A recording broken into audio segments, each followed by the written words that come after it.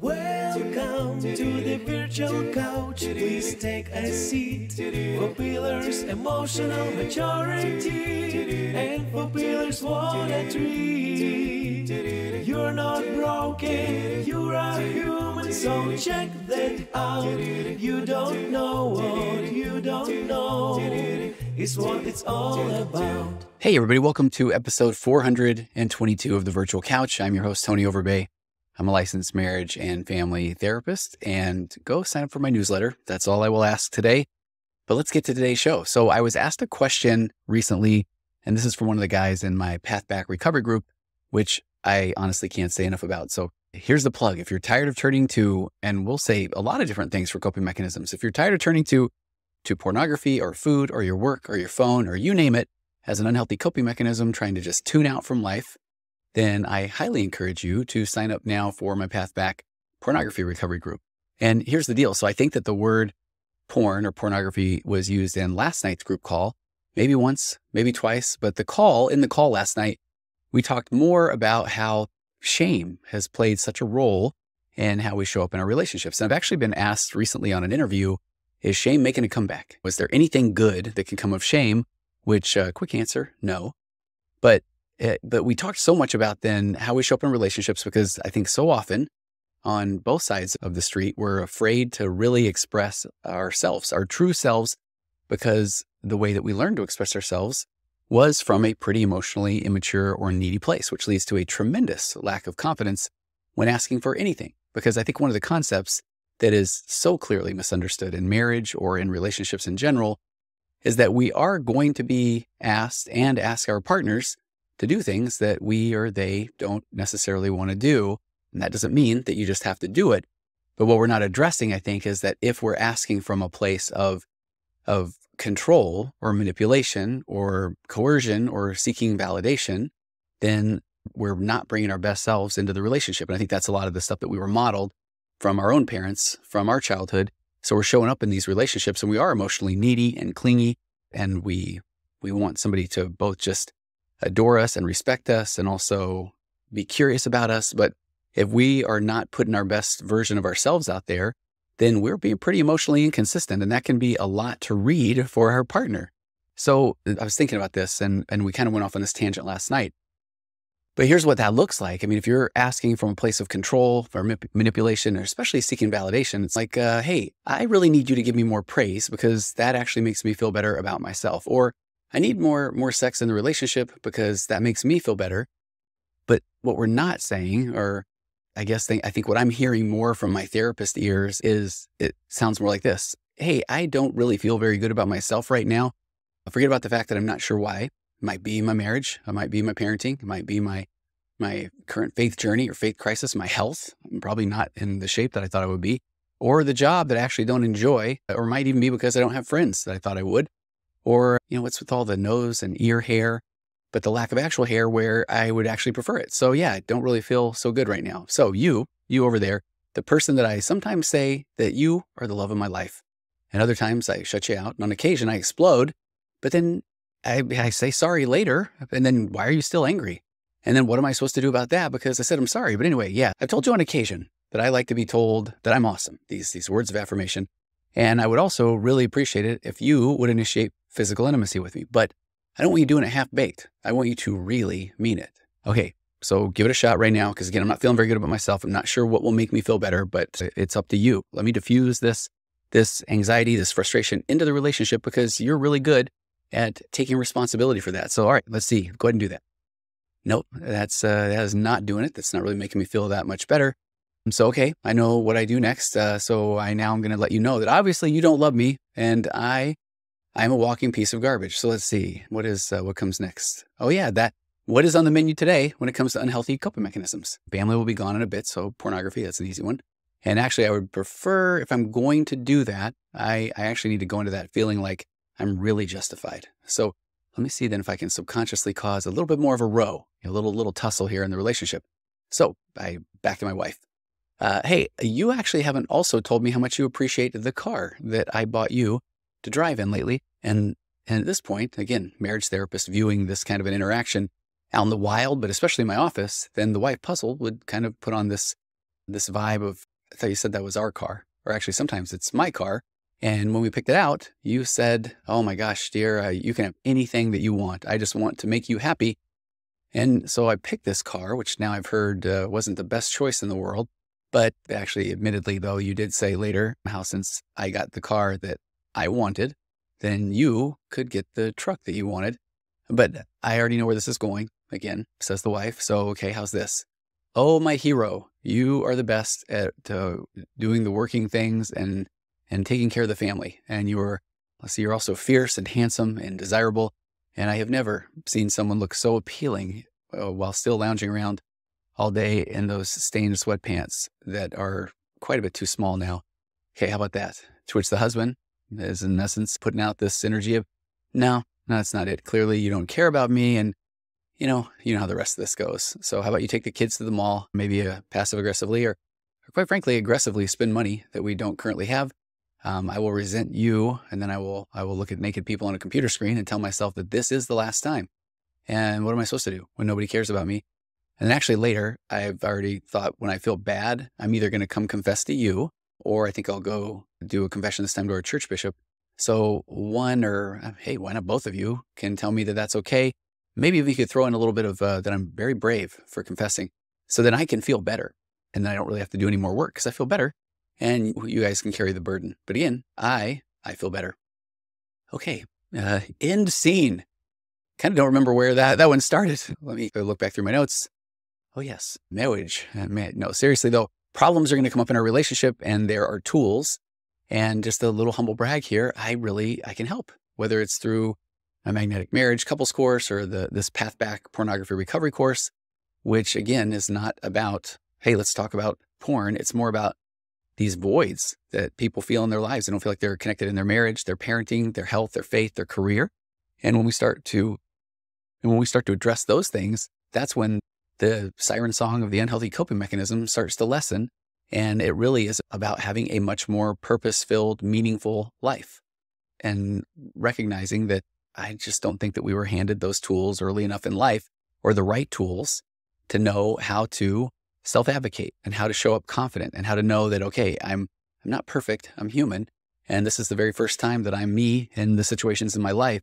And so if I can give myself a little more grace, completely remove the shame, then I can actually make some progress. And it seems like that is not the right way to go because if it was, people would embrace those tools more. But instead, we're really good at beating ourselves up or diffusing our own anxiety or frustration or anger into the relationship and almost saying, okay, who will pick this up? My wife, or is it the husband, or is it the kids? Are they going to play the role of peacekeepers and emotional support animals? Because that's not really ideal either.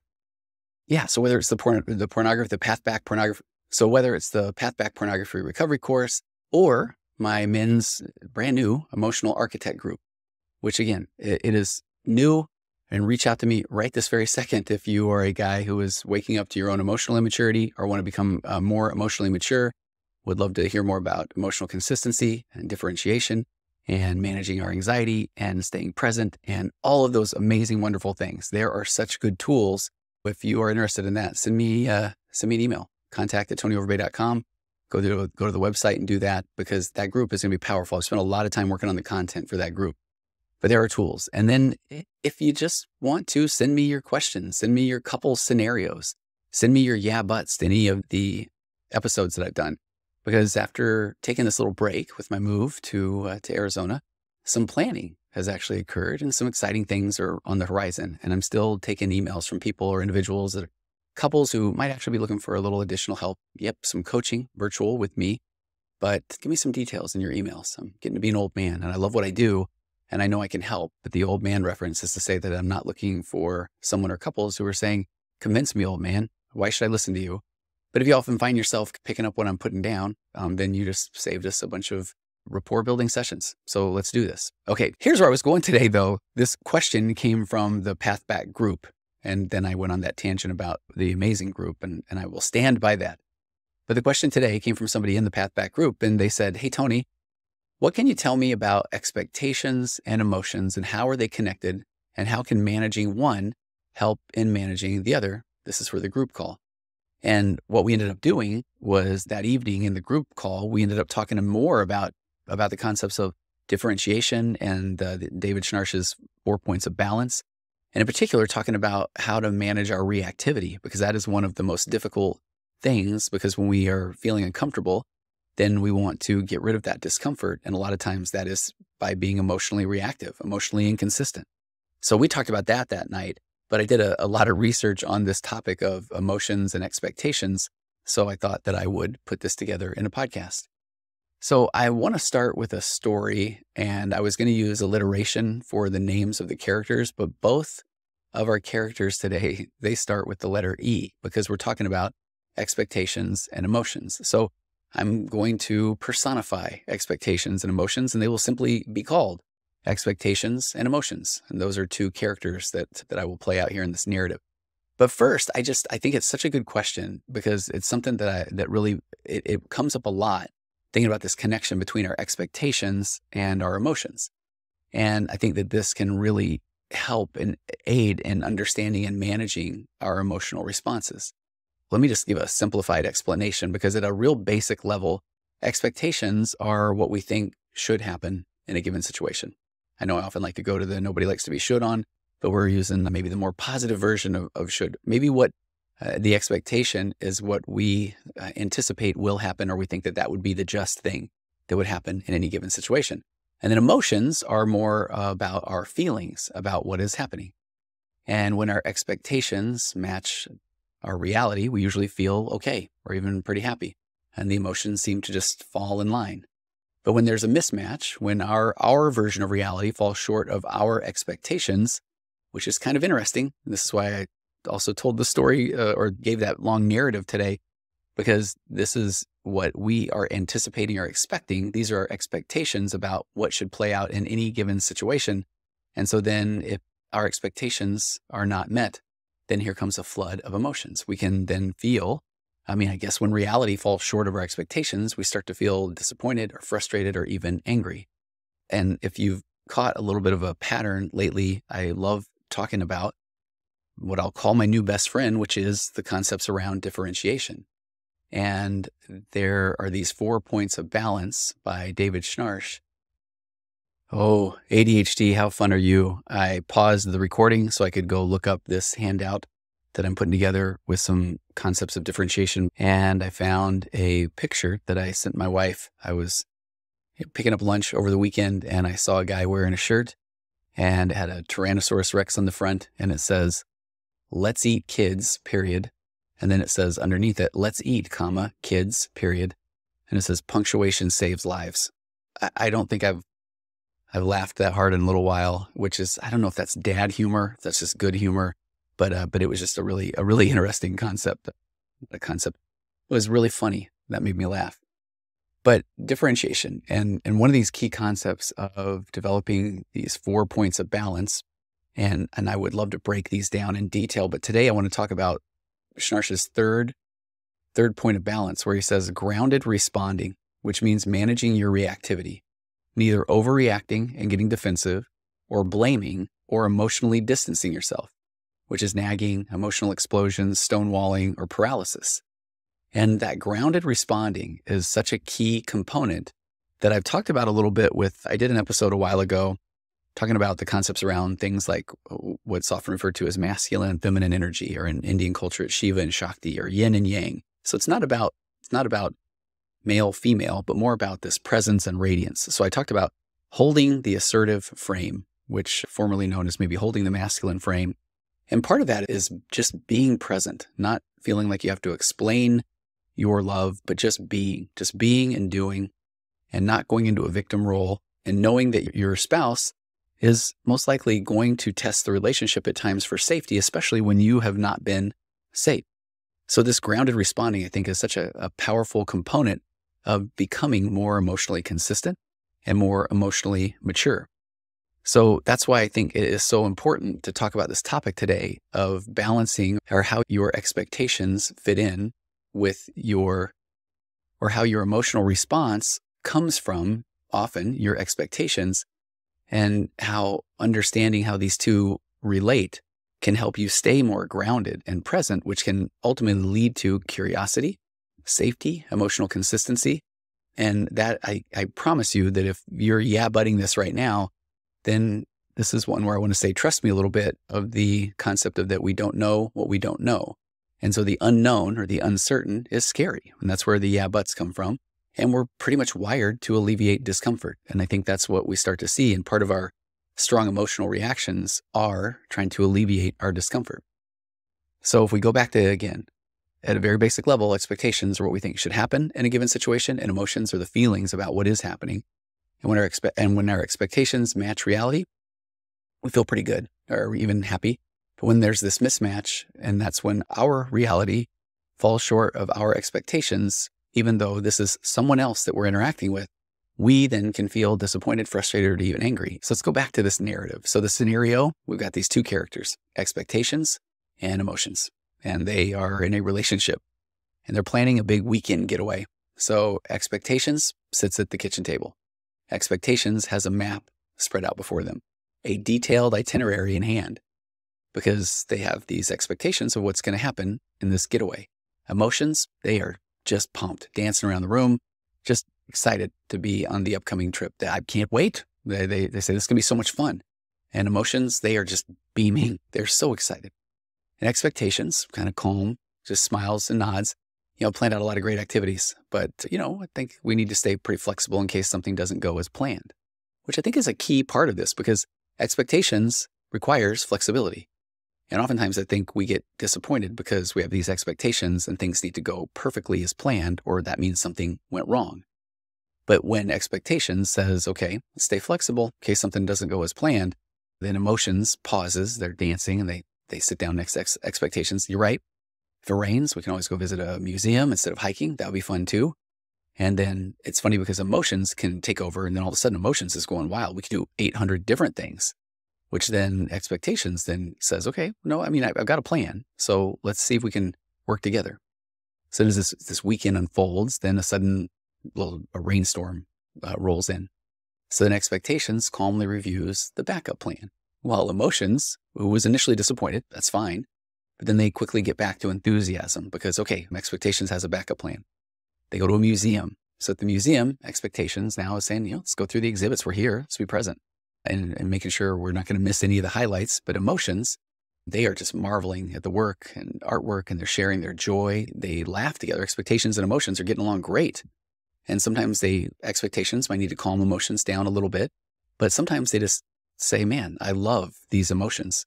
And just, I want to sit back and watch you just go and beam. So when they work well together, expectations and emotions, they make every trip enjoyable, memorable, even though there can be these changes in expectations. Now, emotions might react pretty quickly, but then they can come back around and they can appreciate that there are expectations and plans. But I think you can see that when expectations and emotions, when they are just working well together, when they're in flow, then they can make this entire experience, whatever the experience is, far more richer and more fulfilling. And so let's talk about when they don't get along. So I think that you can see here that in this scenario, the roles that they're playing, you can almost look at expectations as this more of this wise, seasoned, experienced planner. And they like organization. They like to set goals.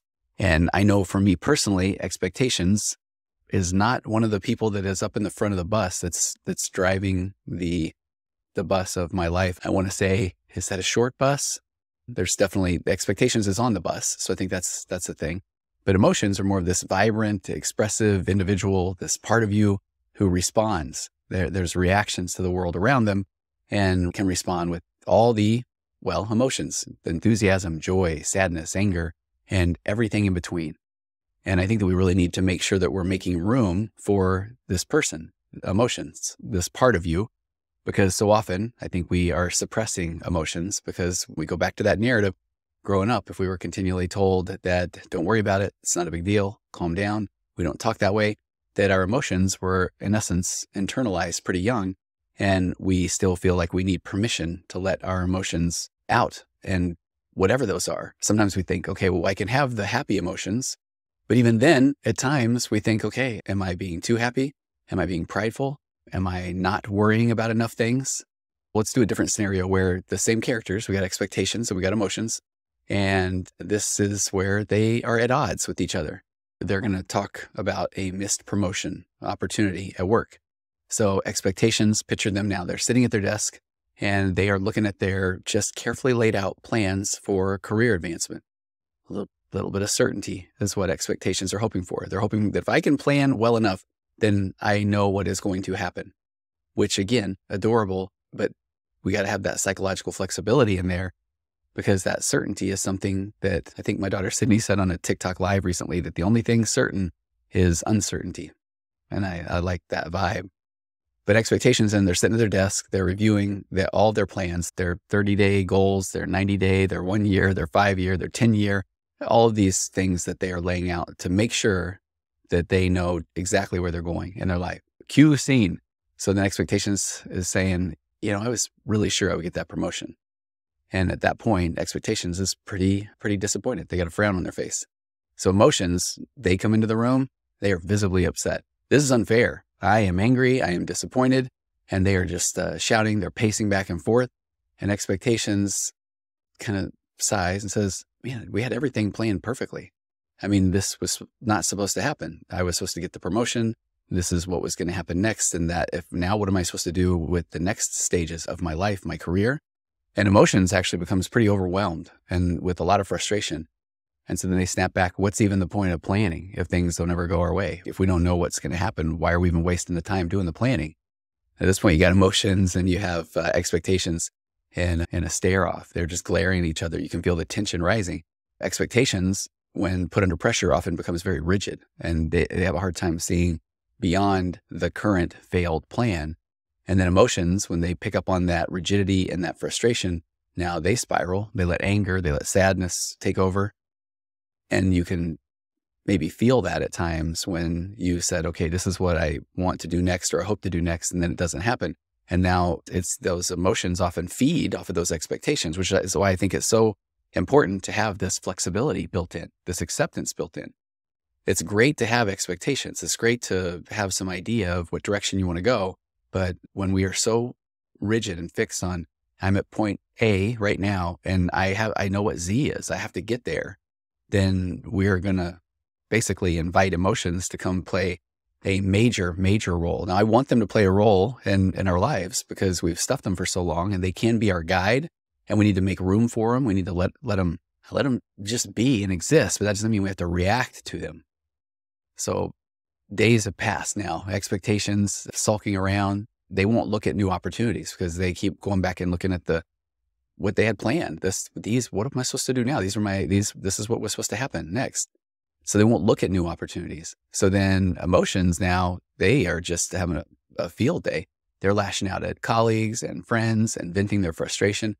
And the unfortunate part is the constant conflict between emotions and expectations just makes things worse, creating a toxic environment for both, which is you, and it's happening internally. And I think that's so often when we have that discomfort from unmet expectations and then stuffed emotions that now are saying, okay, this is sometimes the only chance I have to breathe is when I can just get really angry or frustrated.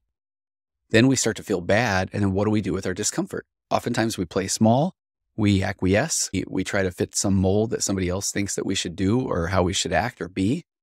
And it exacerbates the situation. It makes it worse. So now eventually, say a friend intervenes suggesting that the expectations, emotions, you guys need to talk things out. That friend, maybe we could call them therapist, we could call them mindfulness, meditation, but expectations and emotions, they finally sit down together. And expectations is going to just be honest. Hey, I'm hurt because I feel like we work so hard, and that helps them soften a little bit. It's like we're acknowledging, we're accepting that, yeah, that would hurt. We have worked hard. We've planned. This was where we thought we would be. And emotions is saying, okay, I know, but holding on to that hurt, I think is making things worse. And as emotions is starting to be able to be let out and to be heard, and the two of them are softening, then the emotions are starting to calm down. Yeah, maybe we need to adjust our plans. I don't know, maybe we need to be open to other opportunities. So at that point, emotions, expectations can start to find a little more common ground. And so then expectations can start to be a little more flexible because these two are starting to work together. Expectations can start saying, all right, let's take a look at some new opportunities. Let's say we're at point B now. How about we don't worry about Z? How about we now worry about X or Y? It's where emotions comes in and says, well, I hear you. It's not a bad idea. How about we just go with B? What's next on the horizon? And I have spoke often about when I got out of the computer software industry, I had a couple of job opportunities. I was looking into pharmaceutical sales. I was looking into financial planning. I still have a letter that is after 2 or 3 rounds of job interviews with Apple, where I thought I was really going to have an opportunity to advance my career there. And I mean, who would have wanted that 20 years ago with where Apple stock has gone through the roof over the last 2 decades? But I digress. That's where my emotions want to come in and say, yeah, who wouldn't want that to possibly to be worth a whole lot of money? That wouldn't be very fun. But what I love about that was then that it took me out back to grad school to become a therapist, even to be a therapist. I didn't see myself actually practicing. I thought it would help me with more of my writing. I was writing a newspaper column at that time. I'd just become a new father, which is fascinating because I'm about to become a new grandfather. And I was writing humorous columns about parenting. And I thought, well, who's going to buy a book about parenting from just some columnist in a small town? And I thought, well, I'll get some letters behind my name. But I think subconsciously, secretly, was that just my true desire to head down this path. But I wasn't even almost willing to give myself permission. So you go back to grad school, become the therapist. And now here we are 20 plus years later. And it's just the greatest thing in my life. And I never anticipated that this would be my point. I was about to say Z, but maybe I'm an M or N, O, P. I've got those letters down.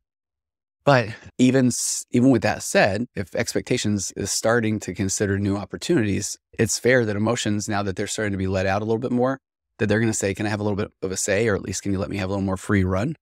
And so, because they were hurt during that whole thing too.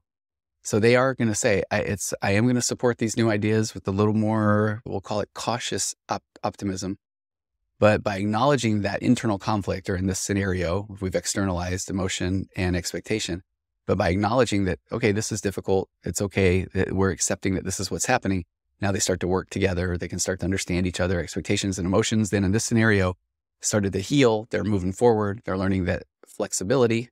And in this scenario, open communication, which really means accepting that it's okay to feel certain ways, and it's okay to have disappointment. It's okay to have anger, but it's okay to have excitement. And as we start to learn to feel our emotions and notice them and maybe not be as reactive to them, then you have the things that you need built in to help you learn and grow. But I think it's so important to acknowledge that growth does come from discomfort. In my marriage course, I like to say that we're so afraid of contention because that's uncomfortable that we avoid tension altogether, because tension is starting to feel uncomfortable. And if we can learn to acknowledge discomfort, sit with discomfort, not try to get rid of it, don't diffuse it into your relationship, or don't try to get someone else to validate you or tell you it's okay, because at some point we are okay. It's the first time we're going through life as us. And the things that are happening to us are happening. Check that out. And when we go beat ourselves up or ruminate about the past, man, I wish I would have done this better, or I've been feeling this way for a long time, then acceptance is one of the biggest keys that you can use. It's, man, yeah, that would have been better if we would have figured this out sooner. Absolutely. Acceptance. But here we are, because this is now when we're figuring things out. And then we start to then project to get our crystal balls out. But what if the future doesn't end up being the way that I hope it will be? And what if I don't even know what the future is going to look like? Then that can feel a bit scary. Uncertainty can feel scary. But then it's that feeling, by not acknowledging the feeling, not letting that feeling to be able to express itself, that then we are trying to get rid of it. How do we get rid of that feeling? Well, I need certainty. So I'm going to lock maybe back in on what I know, the familiar, and the thing that could actually help me the most. I'm going to kick that down the road. I'm going to kick that can down the road. It's that concept in acceptance and commitment therapy of the confidence gap, the book I love by Russ Harris. But it's that we'll say, okay, now I just got to start getting the confidence, and then I'll be able to make the change. And I think that's just a lovable story that our brain's telling us, because we know what right now feels like it, and it can feel familiar.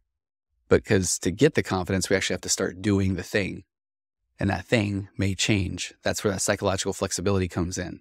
Whatever that thing is, it will it will change depending on the things that we're doing now. Being present here in this present moment will then show us what point C and D and E, what those will look like.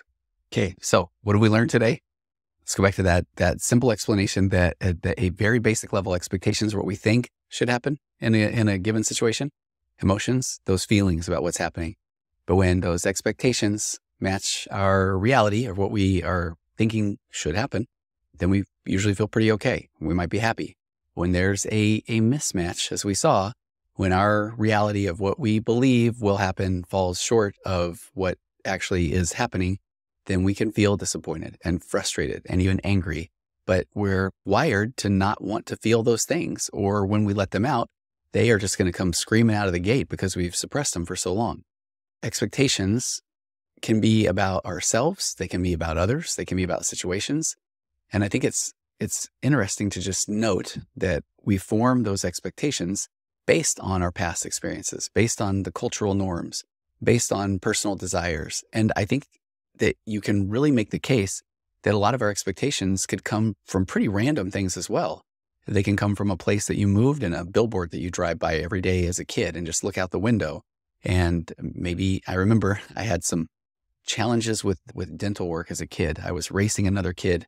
I think it was 9 or 10. And we were just running. I look back to see if I'm winning. And unfortunately, on this day, I won. And then when I turn back around, there's a fence that just has a chain that's going from between two wooden posts. And so it knocked a bunch of my teeth out. And I had to have this brace put in. They found a couple of the teeth on the ground. And I think they tucked them back in there and put them back in with this brace. And that, combined with driving by this dental billboard, I think on the way to school, for a long time, I thought, I need to be a dentist.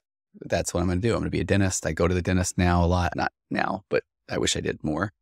But as a kid, because I had to get this brace adjusted and see what was going on with these teeth that I had knocked out. And it's really funny to just think that experience, I had strong opinions about the expectations that I had in life. And interestingly enough, as I went on my academic journey and realized not a big fan of science, maybe math was not my strongest subject, then I did feel a tremendous amount of disappointment that I did not think that I could get into something like a dental school. So forming those expectations on experiences and cultural norms and personal desires. But how that also shows up is if you are someone that's punctual, because maybe that's something that you're taught by your family, and it might be a positive reinforcement version of something taught by your family, or it could be a negative one, that you got in trouble if you were going to be late, or you would literally get left on a ride and have to walk yourself back to school. If you got left, then you might be more punctual. But then you also now might have these expectations that your friends will also be on time because you're the one that values punctuality. And then emotions, you just think of that as it is your mind and body's response to what's happening. And I love in the book, Emotionally Focused Therapy for Dummies, of all things, they talk about how our emotions travel 2.5 times faster than logic. It's that visceral or gut reaction. And you have to work pretty intentionally with a meditative or mindfulness practice to be able to build more of a pause in there, or else that visceral or gut reaction is happening so fast. The example of seeing things out of the corner of your eye, your peripheral vision, and then you recoil, you react, and then recognize that it isn't even a threat. But that visceral, that gut reaction, the emotions are so fast, and they are hoping to protect you. So when we are feeling bad about those emotions or stuffing those emotions, then we're actually going against our very programming, or what can make us safe or protect us. And I think that's why being able to just give yourself grace, notice those emotions, and allow them to come in so they can tell us a story and then see what we have to do. Because sometimes that story is run, get out of here. Other times that story is, okay, that frightened me. Why? Because I don't have a lot of experience with whatever it is that I'm now experiencing. But I think it's so important to recognize that if we can start to acknowledge emotion and not try to push away the discomfort, but learn that this discomfort is an area for growth, then those emotions can serve as pretty good signals, and they can let us know even how we're experiencing a situation. Happiness might signal things are going well. Frustration might signal that something is not going as expected. Anger might signal that there is an injustice that's happening right now. And when our expectations are met, then we normally feel positive emotions. So you can even see why then I want to plan and I want things to go according to plan, because that robotically may give me positive emotion.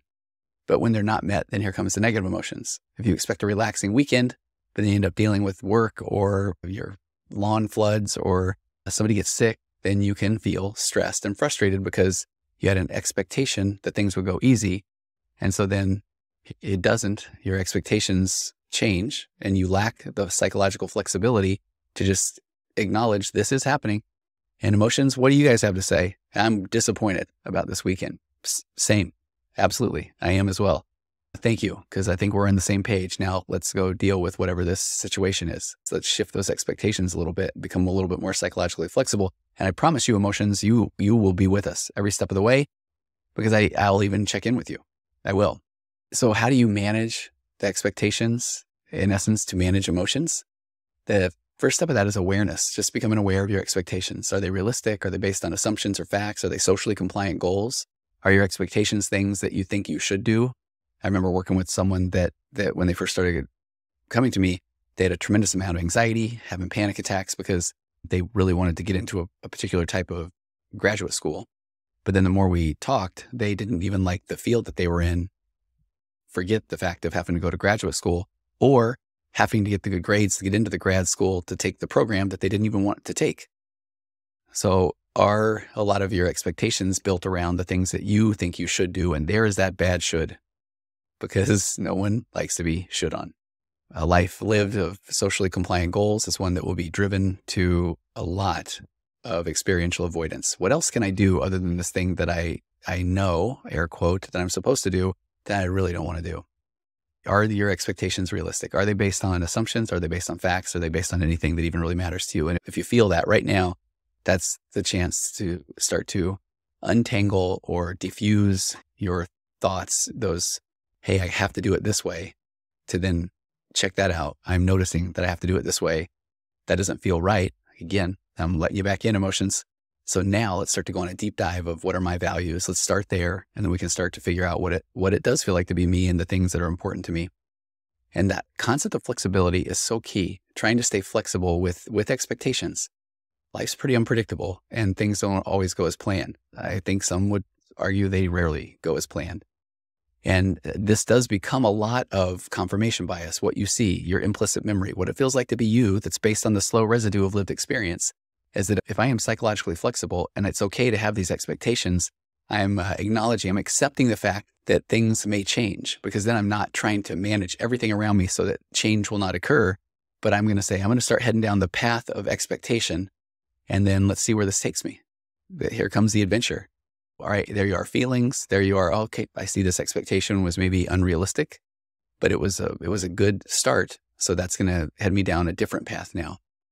But then I think communication is so key as well. Communication to yourself, of acknowledging, giving yourself grace, not trying to, I don't even want to think this, because then you're going to think it even more.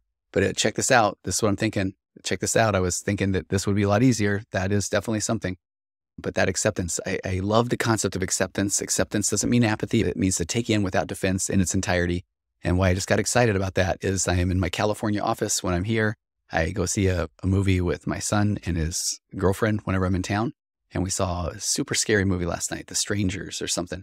And it's that acceptance. And I know this. I say this when I speak about this on podcasts. I don't like to be scared. Oh my goodness, I don't like to be scared. I don't. And if I just said, so I'm going to avoid everything that would scare me, then I would have missed out on a pretty fun evening last night, getting to talk with Jake and Taylor, getting to go to this movie, eating popcorn, one of my favorites, and just getting out. And we had a shared experience and we talked about other things in life. And I got scared. Oh my goodness, I got scared. I watched so much of this movie through my hand. I had my hat. I'm watching it through the little thing that's above where you connect your hat on the back, the latch. Because I just was not feeling. I checked my heart rate several times. I answered a couple of texts. I did turn the screen down really, really low because I thought, okay, if I can just kind of distract myself, I can do this. I said to Jake a couple of times, I think I want to go home. But I was scared. But that acceptance was that, oh yeah. But then there were also moments where I thought, okay, that's kind of clever. That part of the story. And then we talked about it when we were done with the movie, but we had a shared experience and that part is amazing. So communicating with yourself, acceptance, just practice accepting that you cannot control things. Some things are beyond our control, and that's okay. As a matter of fact, that's where I still believe that it's absolutely good to have these expectations, set goals, those things on board, but then have that psychological flexibility. Because I feel that so often, even setting the goal is just another muse to then say, all right, I'm heading in this direction. But when people are so rigid about, I have to do everything within my power to achieve this goal, I really think that the goal is then going to say, okay, let's see how I feel or think about this, whatever direction I'm going.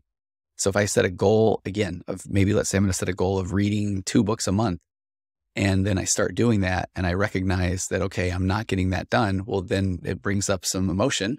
And rather than beat myself up because I don't like that emotion, and I'm used to then trying to play small to get rid of that discomfort or anxiety by then saying, man, what was I thinking? I can't do that. I don't have time, or I'm not a speed reader, versus saying, okay, I started with that goal, and now why is that not getting accomplished?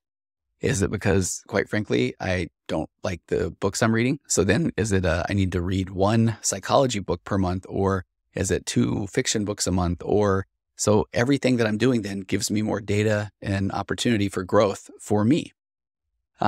So we'll wrap this up. Managing emotions to manage expectations. What are some tools that can help with that? Mindfulness, because staying present, being aware of your emotions, but without judgment. Check those out. That helps you understand why you're feeling a certain way. Change your relationship with your thoughts and emotions.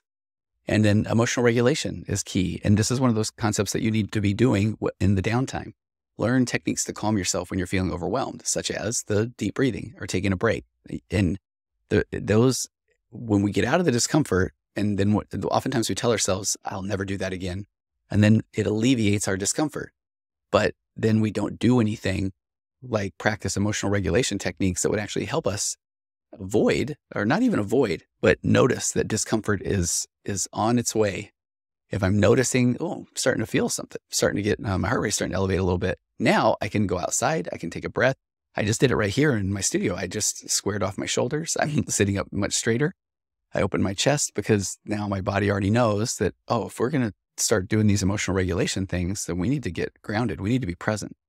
And then you're able to do things like reframe. Okay, this is where I thought this was going. Let me take a little different perspective. In ACT, we call it self in context, where I can step back in that very moment and say, check this out. This is what I'm doing. This is what I'm thinking. This is my expectation. Now I can notice that, which is one of the ways to help me defuse from this rigid expectation about what needs to happen next, or else I'm going to tell myself that I'm a failure. No, first time I'm being me in this situation. So then what can I learn from this? Is there a positive side? And the answer is yeah. Sometimes that positive side comes in hindsight, because again, tell somebody what you're going through in the moment. Well, you'll never be given more than you can handle, or all these things will be for your good, and you get something thrown at you. I remember as a therapist early on, carting out those gems to somebody that's going through the worst situations in their life. But then at some point, that has made you stronger. It really has. If you think you can't do it anymore, well, you did. You're going to get through it. Then starting to put these skills into place is when you recognize that you're a little stronger than you think. And it's okay to have the emotions that you have. And you can have your expectations because they are yours based off of your experience. And then you did make it and you are okay. And so now review that game film, because sometimes when we go back and we want to think about things, we don't want to think about them because they make us uncomfortable. But we can look at those things as opportunities for growth. It's an amazing experience. So being aware of those expectations, learning to give them space is a concept around managing them. Managing doesn't mean controlling them, but you can start to really prevent a lot of these really negative, and I'm talking about shame-based emotions, from arising. And then by being able to be very aware and letting in your emotions and giving them space and room and even thanking them for being there, you start to gain a clearer perspective on what your expectations are, and then you can adjust them as needed. It's about finding that balance of being kind to yourself in the process. Okay, I have more examples of illustrating how this plays out in emotionally immature and emotionally mature responses. And maybe what we'll do is we'll do that one over on the Waking Up to Narcissism podcast. So thanks for joining me today. If you have questions, thoughts, examples, please send them to me. And I look forward to talking with you again next week. on the virtual couch. Compressed emotions flying past our heads and out the other end. The pressures of the daily grind, it's wonderful. Elastic waist and rubber ghost are floating past the midnight hour. They push aside the things that matter most. It's wonderful. I have to wonder which ghost is mine. He eats my ponder and somehow takes up all my time. The screen fireflies, they tickle all my fancies. Until vomit, it drowns us all deep in our dreams.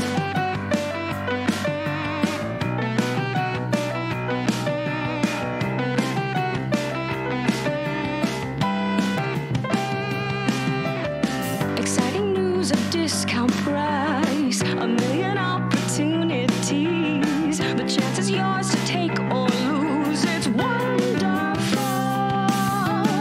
Fun's always on the back burner until the inopportune time. You're always pushed to go farther. Shut up, it's wonderful. I have to wonder which ghost is mine. He eats my ponder and somehow takes up all my time. The screaming fireflies, they tickle all my fancies until the vomit, it drowns all deep in our dreams.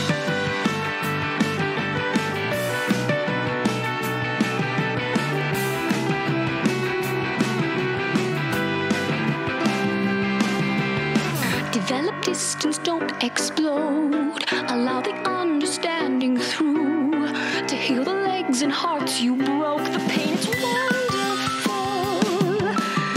The sheetrock walls just might implode upon my mental strengths and parts.